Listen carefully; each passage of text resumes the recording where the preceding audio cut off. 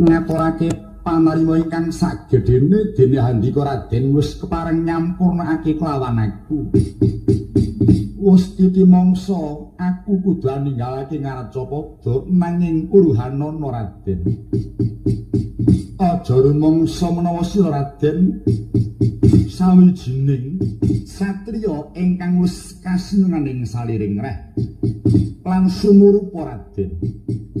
Anggonira swita marang aku iku saktemene kalah tuwa katimbang marang satriya liyane Raden hawit uruhanana. Sadurunge sira swita marang aku wis ana satriya ingkang swita kelawan aku yaiku pamadyaning Pandhawa kekasih Raden Permadi.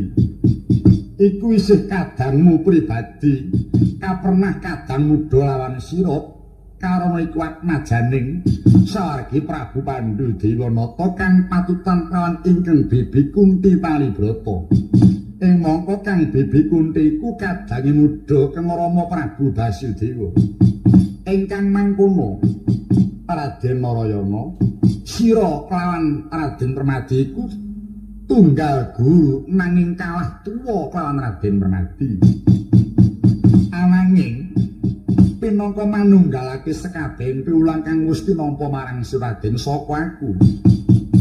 Sira Raden Permadi kodrating jagat wis ora kena pinisah. Pesemone kaya dene suruh lumah lawan kurep lamun to kadul beda wujude yen genigit tunggal rasane. Keling-eling lawan sira lawan Raden Permadi kuwi isih padha titising Bathara Wisnu. Raden, dina iki aku tumuli bakal manunggal marang angganing Raden Narayana. Sapungkurku asmaku tumuli agem menunggak semikaya dene sipatmu.